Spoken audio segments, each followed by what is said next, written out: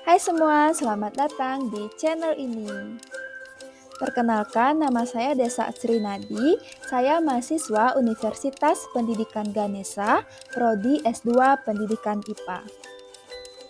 Pada video ini, saya akan membahas lebih lanjut mengenai tujuan filsafat pendidikan.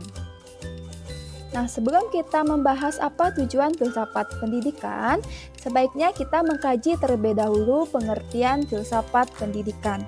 Nah, filsafat pendidikan ini merupakan kumpulan nilai-nilai yang digunakan sebagai pedoman dalam pendidikan untuk membimbing tercapainya tujuan pendidikan. Subjek pelaksanaan pendidikan dalam hal ini yaitu guru dan dosen penting mempelajari dan menerapkan filsafat. Hal ini bertujuan agar pelaksanaan pendidikan menjadi terarah. Nah, filsafat ini dapat memberikan warna yang berbeda pada sistem pendidikan di suatu negara. Nah, seperti pada gambar yang ditampilkan, adanya perbedaan pendidikan antara Indonesia dengan Amerika.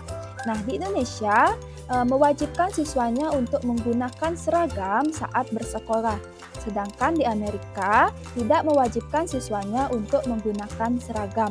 Nah, perbedaan ini merupakan bentuk adanya perbedaan aliran filsafat yang dianut oleh masing-masing negara. Selanjutnya yaitu tujuan filsafat pendidikan. Nah, secara umum, filsafat pendidikan ini akan melahirkan pemikiran atau teori mengenai pendidikan. Ada 4 pertanyaan menuntun untuk menghasilkan suatu teori pendidikan. Yang pertama yaitu apa itu pendidikan, yang kedua yaitu mengapa pendidikan, yang ketiga kemana arah tujuan pendidikan, dan yang keempat yaitu bagaimana hakikat pendidikan. Nah, keempat pertanyaan ini dapat digunakan sebagai pemandu dalam merumuskan suatu sistem pendidikan. Selanjutnya, menurut Edward J. Power, pada tahun 1982, terdapat 4 tujuan filsafat, diantaranya tujuan filsafat pendidikan yang bersifat inspirasional atau inspirasi. Yang kedua yaitu tujuan filsafat pendidikan yang bersifat analitikal atau analisis. Yang ketiga, tujuan filsafat pendidikan yang bersifat preskriptif. Dan yang terakhir yaitu tujuan filsafat pendidikan yang bersifat investigation dan inquiry, artinya bersifat investigasi dan penemuan. Yang pertama yaitu tujuan inspirasional. Nah, menurut tujuan inspirasional ini, filsafat digunakan sebagai media ekspresi dalam merumuskan tujuan pendidikan yang ideal bagi suatu negara. Nah, tujuan pendidikan ini kemudian dapat memberikan arah pendidikan yang jelas dan tepat bagi suatu negara.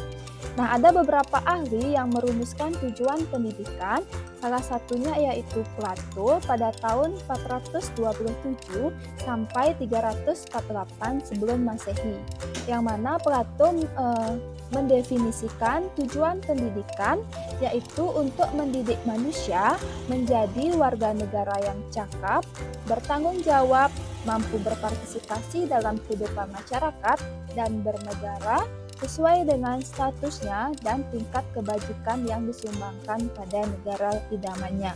Nah, tujuan pendidikan yang dirumuskan Plato ini kemudian menjadi inspirasi oleh beberapa negara dalam merumuskan tujuan pendidikan nasional. Selanjutnya yaitu filsafat analitikal yang mana memberikan makna untuk melakukan analisis kata pada konsep pendidikan dan praktek pendidikan.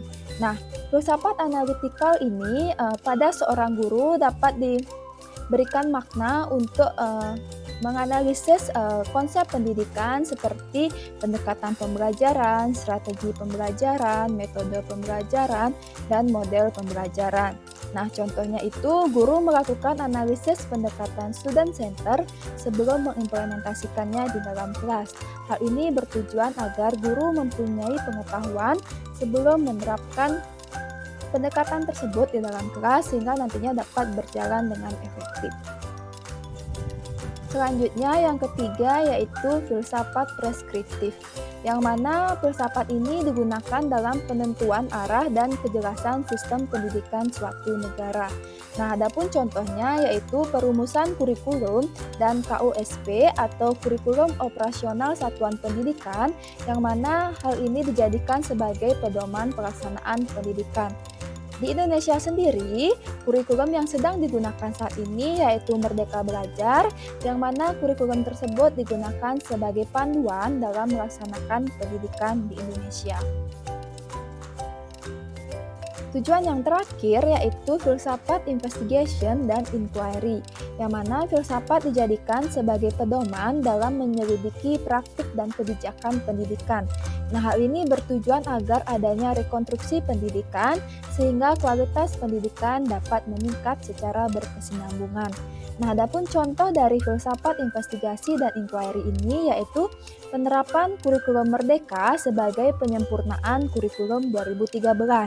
Hal ini dikarenakan berdasarkan hasil investigasi dikutip dari penelitian Mardia et al. Pada tahun 2023, K13 ini dinilai dapat menyebabkan tekanan bagi guru atau siswa dikarenakan tuntutan yang sangat kompleks. Selanjutnya dilaksanakan penyempurnaan kurikulum yaitu penerapan kurikulum Merdeka yang saat ini sudah dinilai sederhana dan adanya pengembangan karakter. Baik, sekian yang dapat saya sampaikan terkait tujuan filsafat pendidikan. Semoga video ini dapat bermanfaat bagi kita semua. Akhir kata saya ucapkan terima kasih dan sampai jumpa.